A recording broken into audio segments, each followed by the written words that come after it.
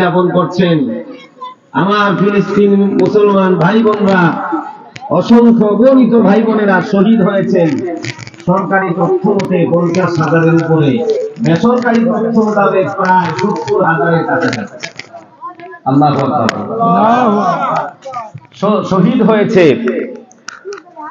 সেই সকল শহীদ ভাই বোনদের আত্মার শান্তি কামনা করে যারা এখনো পর্যন্ত আহত অবস্থায় রয়েছেন, আল্লাহ যেন তাদেরকে সুস্থ করে দেন, বলেন আমিন।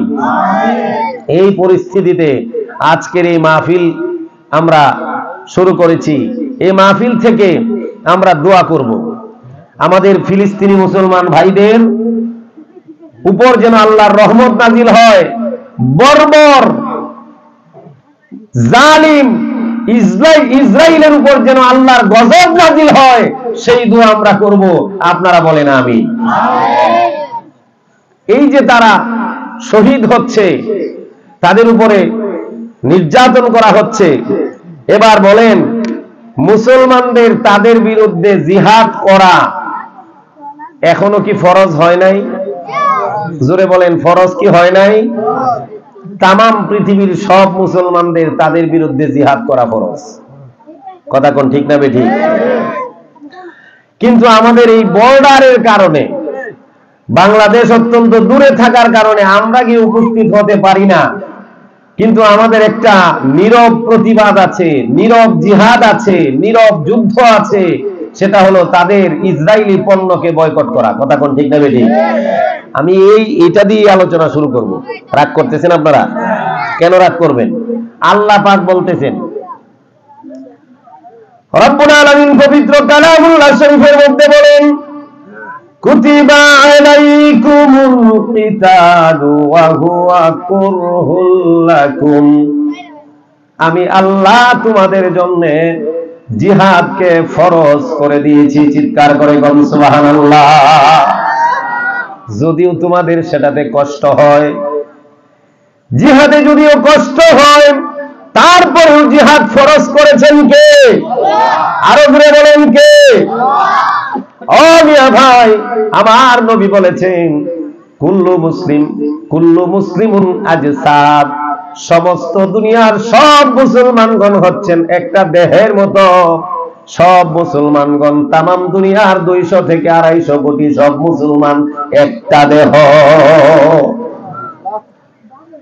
এই পায়ের মধ্যে যদি আপনার আঘাত পড়ে, পায়ের মধ্যে আঘাত পড়লে যেমন মাথার ব্রেইনে খবর পায়, হাতের মধ্যে আঘাত পড়লে যেমন মাথার ব্রেইনে খবর পায়, পায় কিনা কোন?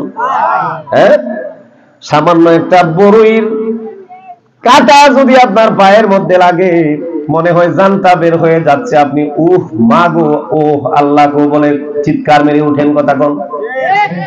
এই আঘাত পাওয়ার সাথে সাথে রক্তের স্পিডে ব্রেইনের মধ্যে খবর দিয়া দেয় তোমার পায়ের মধ্যে কিন্তু আঘাত লাগছে। যদি লোকটা ভালো হয়, সুস্থ হয়, আর যদি লোকটার প্যারালাইসিস হয়, পায়ের মধ্যে প্যারালাইসিস হইলে কাটা ফুটলে খবর পাওয়া যায় না। কথা কোন? সিমটি দিলে খবর পাওয়া যায় না, কুতকুতি দিলেও খবর পাওয়া যায় না, হাতুর দিয়া বাড়ি দিলেও কয় শরীরে লাগে না। কারণ হইল তার পায়ের মধ্যে প্যারালাইসিস। আমার তো মনে হয় এই যে বিশ্ব মুসলিম নেতারা, যাদের কাছে ক্ষমতা থাকার পরেও আমার ফিলিস্তিনি ভাই বোনদের এই মাজলুম অবস্থায় তারা যে আছে, তাদের কাছে সাহায্য সহযোগিতার হাত বাড়ায় না। এখনো যারা বাড়ায় নাই, আমার মনে হয় তাদের ইমানের মধ্যে প্যারালাইসিস হইছে। কথা কোন ঠিক কিনা? ও মিয়া ভাইরা আমার, আল্লাহ পাক রব্বুল আলামিন নির্দেশ করছেন সরাসরি, যখন তোমরা নির্যাতিত হয়ে যাইবা, ওয়াকাতিলু ফি সাবিলিল্লাহি ওয়া'লামু আন্নাল্লাহা সামিউন আলীম। নির্দেশ কার?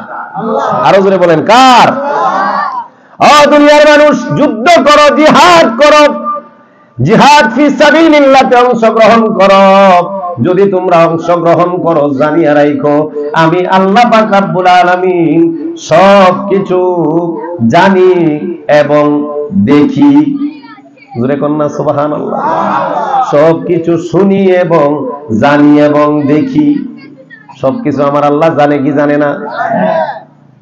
আন্নাল্লাহা সামিউন আলিম। আল্লাহ সব শুনেন আর সব জানেন।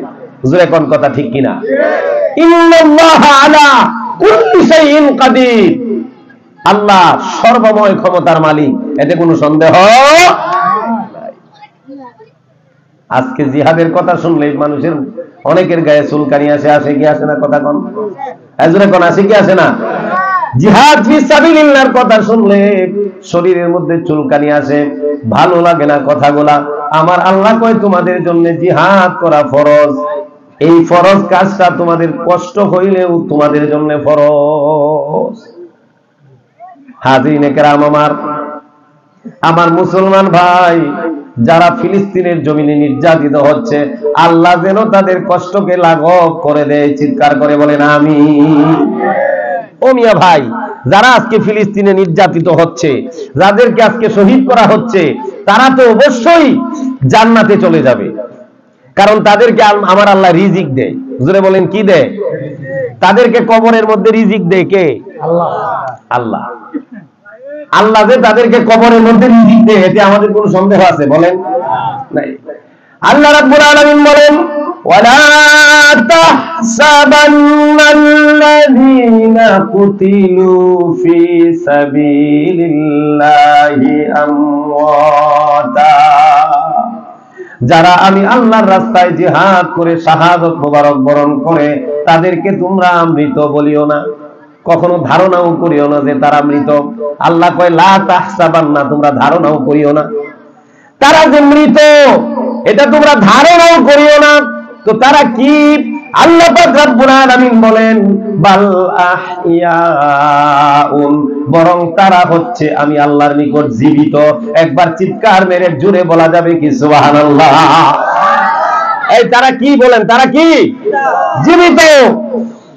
আমার আল্লাহ বলেন ইনদা রাব্বিহিম ইউরযাকুন,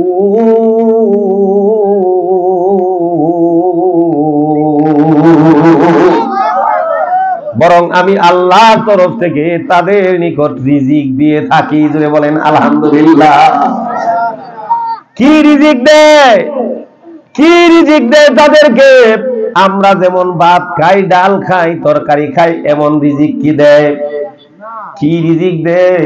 ওই শহীদ যারা রক্ত মাখা শরীর নিয়ে জিহাদের ময়দানে শহীদ হয়ে রক্ত মাখা শরীর নিয়ে কবরের মধ্যে চলে যাবেন, তারা কবরের মধ্যে জীবিত, আমার আল্লাহর জান্নাত থেকে তাদের জন্য রিজিক পাঠায় দেয়।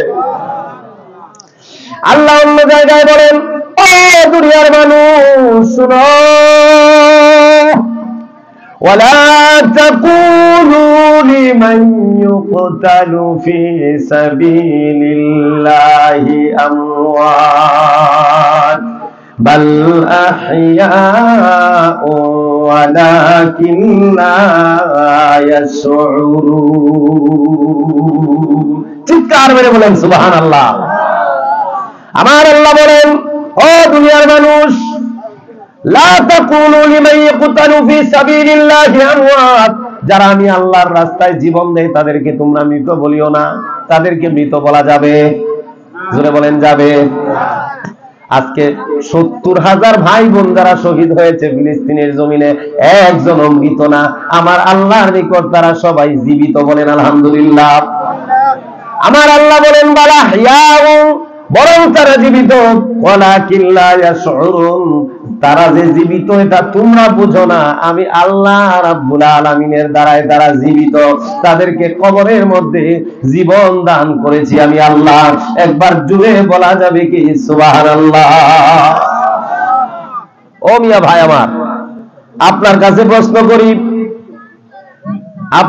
প্রশ্ন করি, আমাদের যদি কখনো সুযোগ হয় আমার মুসলমান ভাইদেরকে রক্ষা করার জন্য, তাদের পাশে দাঁড়ানোর জন্য, নিজের জীবনটা বিলীন করে দিতে হবে, তাদের পাশে দাঁড়িয়ে নিজেকে বিলীন করে দিতে হবে, জিহাদের ময়দানে গিয়ে নিজেকে শহীদ করে দিতে হবে। আমরা রাজি আছি না নাই? এই দুটো হাত তুলে আল্লাহরে দেখান, রাজি আছি না নাই?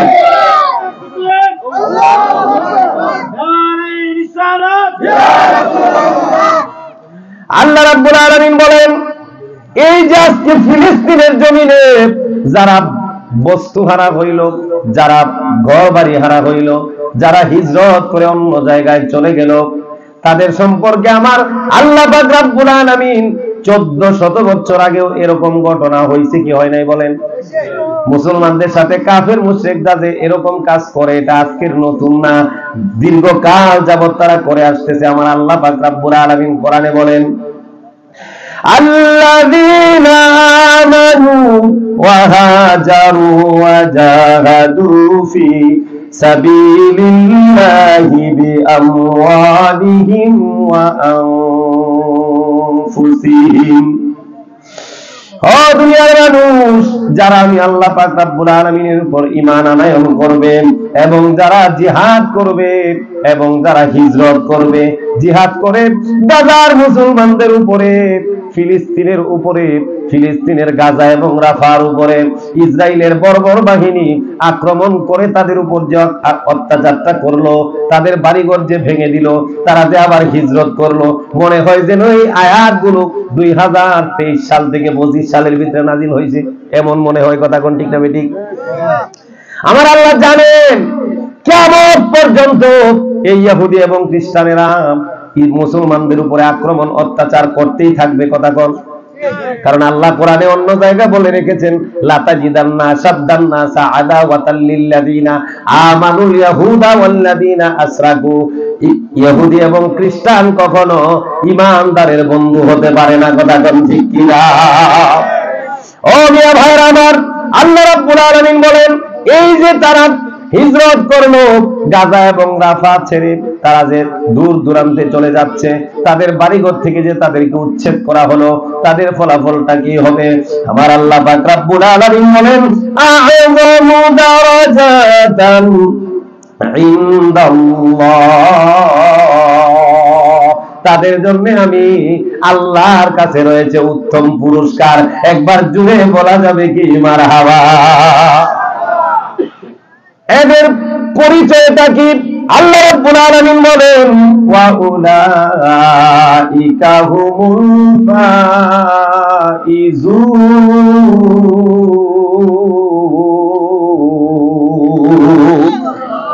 তারা হয়ে গেছে সফল কাম। জোরে কন্যা সুবহানাল্লাহ।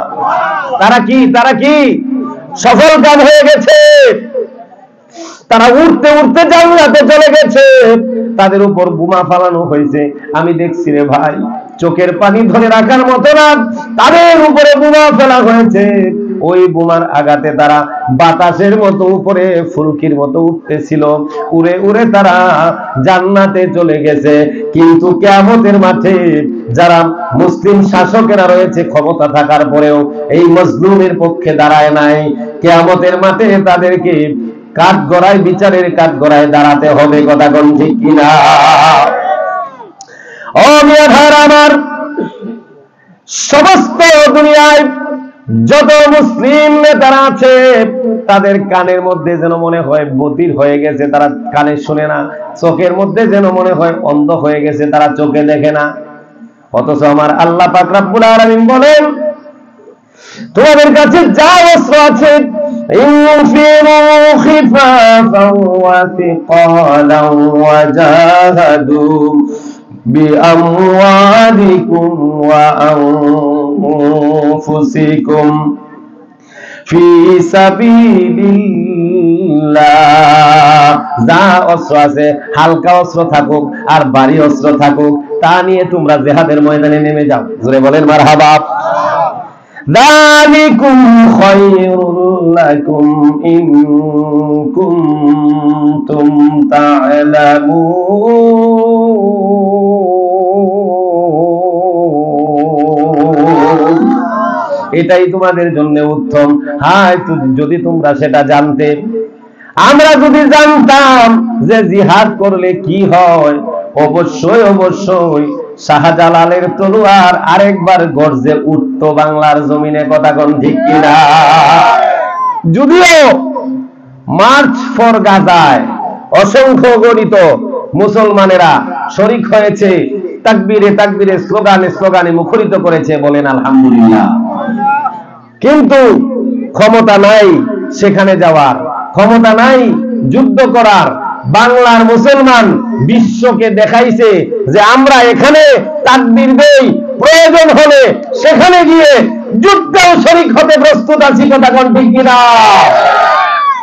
হাজরিনে কেরাম আমার, হাজরিনে কেরাম, যুদ্ধের আলোচনা, জিহাদ ও যুদ্ধ এবং জিহাদ কিন্তু এক জিনিস না। আবার যুদ্ধ এবং জিহাদ ফি সাবিলিল্লাহ দুটো আবার এক জিনিস মনে করেন না। জিহাদ ফি সাবিলিল্লাহ হইল আল্লাহর দ্বীনকে পৃথিবীতে কায়েম করার জন্য যে কঠোর পরিশ্রম চেষ্টা করা হয় তাকে বলা হয় জিহাদ ফি সাবিলিল্লাহ। আর যুদ্ধে আরবি হচ্ছে হার্ব। হার্ব মানে যুদ্ধ, কোন উদ্দেশ্য নাই, পায়ের মধ্যে পাড়া দিয়েও যুদ্ধ বাঁধে, কথা কোন ঠিক না বেঠিক? তো আল্লাহর দ্বীন পৃথিবী থেকে উচ্ছেদ করার জন্য ইসরায়েল বাহিনী এই ফিলিস্তিন থেকে উচ্ছেদ করার জন্য আমাদের মুসলিম ভাইদের উপর আক্রমণ করতেছে, কথা কোন ঠিক না? আমি এই বিষয়ে আলোচনা আজকে এজন্যই করতেছি শুরুর দিকে। কষ্ট হচ্ছে আপনাদের? খারাপ লাগতেছে? অমিয়া অমিয়া, এটা ইমানি স্লোগান, এটা ইমানি আলোচনা। কেন আপনি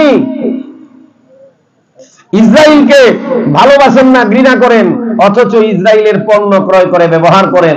অবশ্যই সেটা দ্বিমুখী নীতি আচরণ অবলম্বন করা হয়ে গেল, কথা কোন ঠিক না বেঠিক? আপনি ইসরায়েলের পেপসি, কোকা কোলা এগুলো কিনবেন না। আপনি ম্যাগি নুডলস, মিস্টার নুডলস এগুলো কিনবেন না। আপনি লাইফবয় সাবান, ডাব সাবান এগুলো কিনবেন না। এটা হলো আপনার ইমানি পরিচায়ক। আপনার ইমানি তাগিদে এটা করবেন আপনি ইসরায়েলের পক্ষাবলম্বন করলে। আমরা করতে রাজি আছি তো ইনশাআল্লাহ? কেন করবেন না? সেটা আপনি দেহের ভিতরে এক জায়গায় আঘাত পাইলে যেমন আঘাত পায়, আমার ফিলিস্তিন ভাইয়েরা কষ্ট পাচ্ছে, আপনাদের কি কষ্ট হয় না? হয় না? সেই কষ্টের বহিঃপ্রকাশ কিভাবে করবেন? তাদের পণ্য বয়কট করে। জোরে কোন কথা ঠিক না বেঠিক? প্রথমে তাদের পণ্য বয়কট, সুযোগ হইলে তাদের বিরুদ্ধে সশরীরে জিহাদে অংশগ্রহণ। আমরা প্রস্তুত আছি সদা সর্বদাই, কথা কোন ঠিক না বেঠিক? হাজিরিনে কেরাম, বলতেছিলাম জিহাদের তামান্না সবসময় অন্তরের মধ্যে রাখতে হবে। জিহাদের তামান্না সব সময় অন্তরের মধ্যে রাখতে হবে। হযরত উমর রাদিয়াল্লাহু তাআলা আনহু সারা জীবন একটা দোয়া করতেন, যতবার তিনি দোয়া করতেন এই দোয়াটা প্রত্যেক দোয়ার মধ্যে হযরত উমর রাদিয়াল্লাহু তাআলা আনহু করতেন। হযরত উমর রাদিয়াল্লাহু তাআলা আনহু বলতেন, আল্লাহুম্মা রযুকনি শাহাদাতান ফি সাবিলিক ওয়াজআল মাউতি ফি বিলাদি রাসূলিক। আল্লাহ গো, আমারে জিহাদের ময়দানে শাহাদাত মুবারক বরণ করায় দুনিয়া থেকে বিদায় নেও, এবং রাসূলের মাটির মধ্যে, রাসূলের আগমনের মাটি অর্থাৎ পবিত্র মক্কা মুকাররমায় আমার মধ্যে। আল্লাহর কাছে সব সময় সেটা দোয়া করতেন। আমাদের অন্তরের মধ্যেও সেই তামান্না আছে না নাই? জোরে বলেন আছে না নাই? আল্লাহ কবুল করুক, জোরে বলেন আমিন। দুরূদ শরীফ পড়েন, আল্লাহুম্মা সাল্লি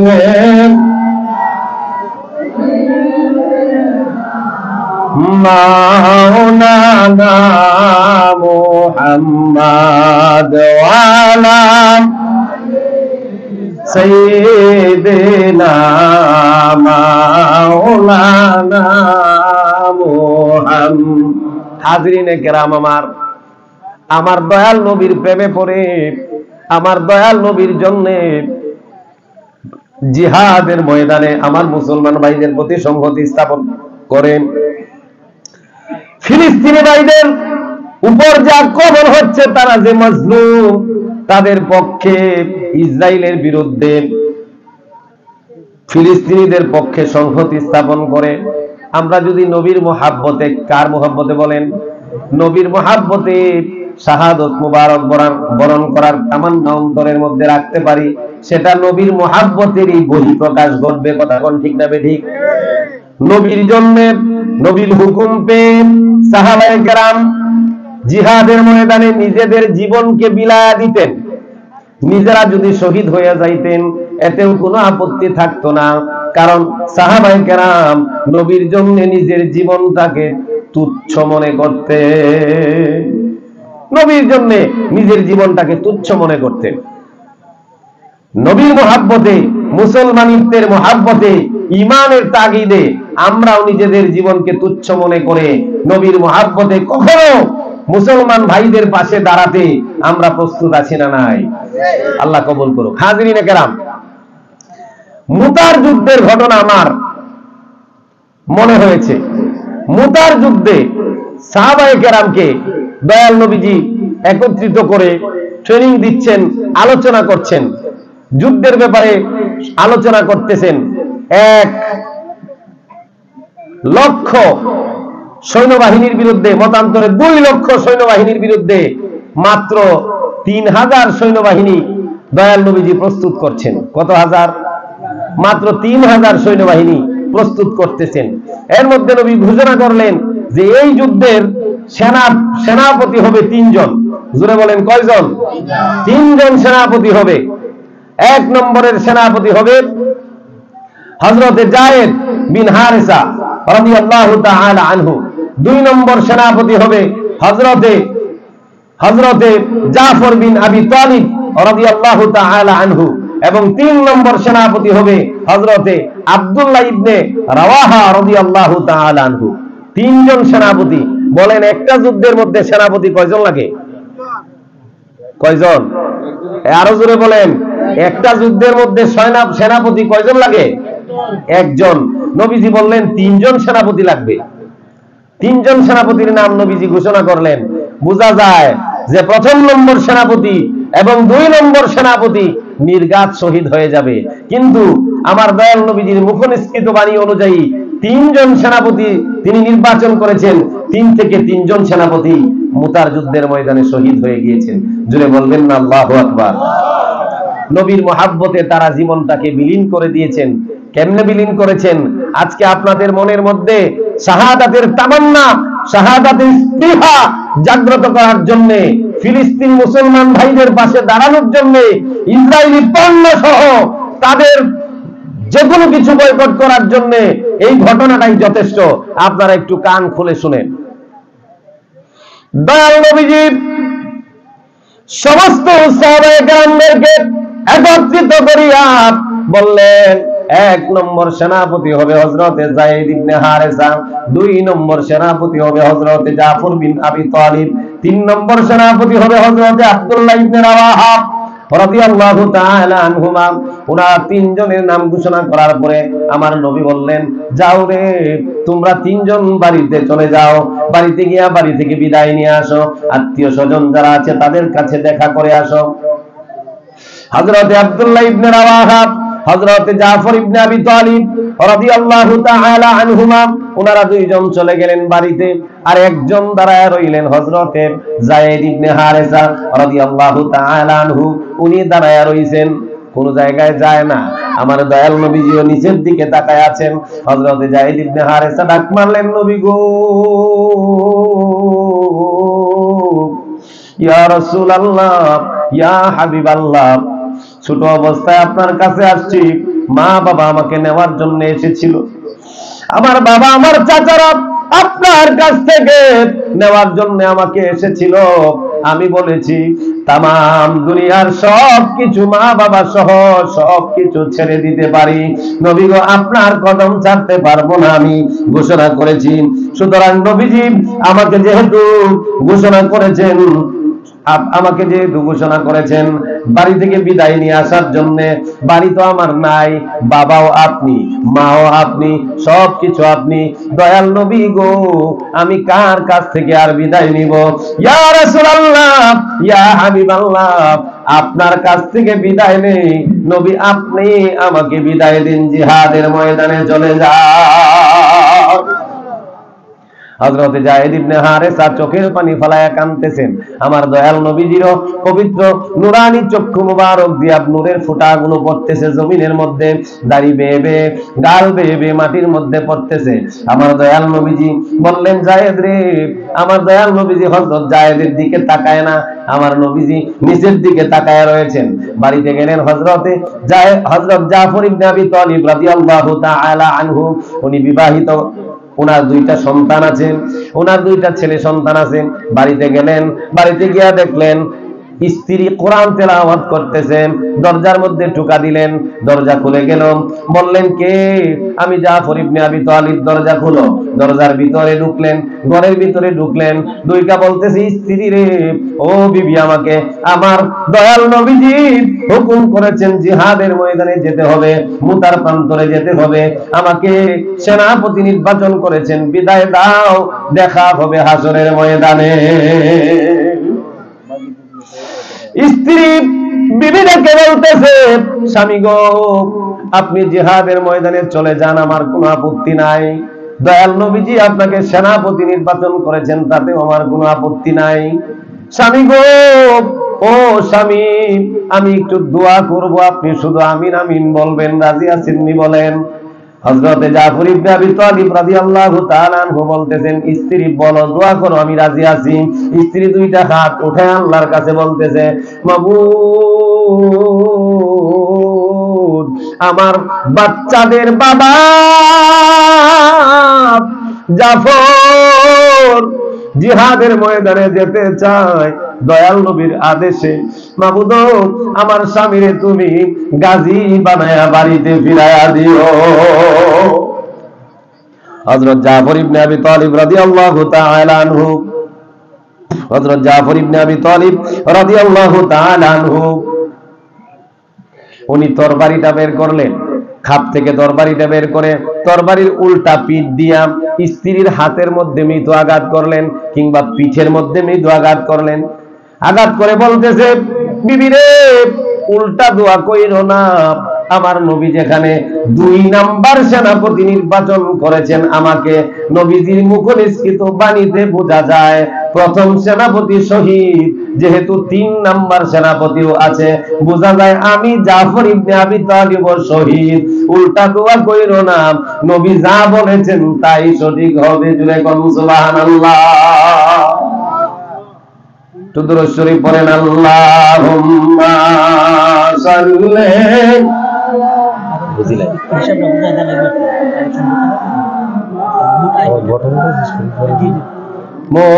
মুহাম্মাদ ওয়া আলা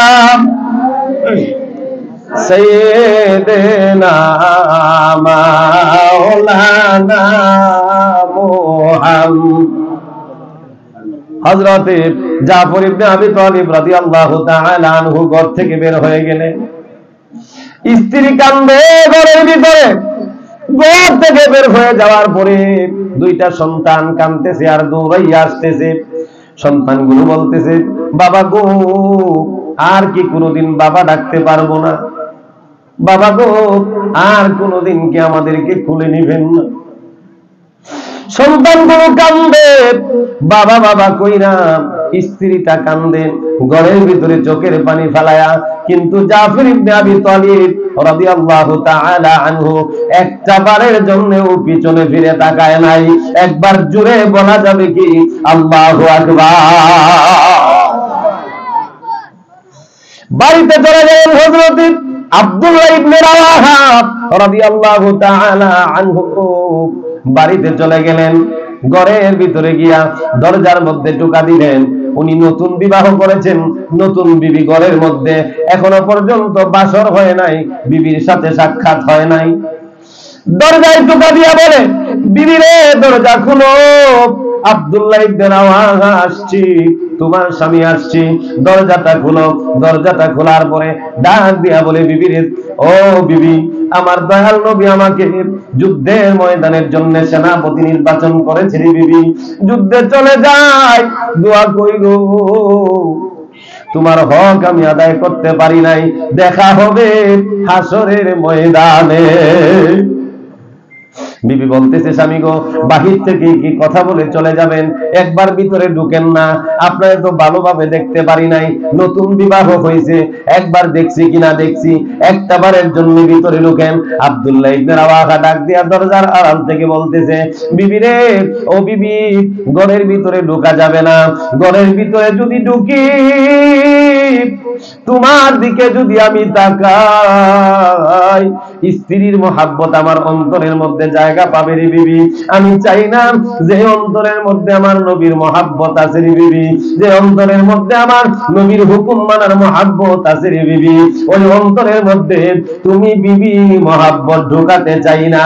বিবি ডাক দিয়া কয়, স্বামী গো, ও স্বামী, আমার নবী আপনাকে যুদ্ধে যাওয়ার জন্য হুকুম করেছেন, আবার যদি আপনাকে আমি বিবি প্রেম নিবেদন করি তাহলে নবীর হুকুমের বিরুদ্ধাচরণ হয়ে যাবে। একটা বার ভিতরে ঢুকবেন, আপনারে দেখব আমি, আপনি আমারে দেখবেন, যেন কিয়ামতের ময়দানে শহীদ স্বামীকে চিনে নিতে আমি বিবির কোনো কষ্ট না হয়। প্রেম নিবেদন করব না, ভিতরে ঢুকেন, আপনাকে একটা বারের জন্যও থাকতে বলবো না গো স্বামী, আপনি চলে যাবেন, শুধু আপনারে দেখবো, আপনি আমারে দেখবেন। ও মেয়ে ভাই, ওই দিদি স্বামীর মহাব্বত ছেড়ে দিল, আব্দুল্লাহ ইবনে রাওয়াহা স্ত্রীর মহাব্বত ছেড়ে দিল। জাফর আমার দয়াল নবীর আপন চাচাতো ভাই, হযরত আলী রাদিয়াল্লাহু তাআলা আনহুর আপন চাচাতো ভাই, স্ত্রীর মহাব্বত ছেড়ে দিল, সন্তানগুলোর মহাব্বত ছেড়ে দিল আমার নবীর মহাব্বতে। ও মিয়া, হাত দুইটা উঁচা করে বলেন, আমার নবীর মহাব্বতে নিজের জীবন যদি দিতে হয়, স্ত্রীর মহাব্বত যদি ছাড়তে হয়, সন্তানের মহাব্বত যদি ছাড়তে হয়, ও মিয়া ভাই, সব দুনিয়ার সব কিছু যদি ছেড়ে দিতে হয়, আমার নবীর মহাব্বতে আমাদের জীবনকে বিলিয়ে দিতে আমরা রাজি আছি না নাই? নারে তাকবীর, নারে তাকবীর, নারে রিসালাত।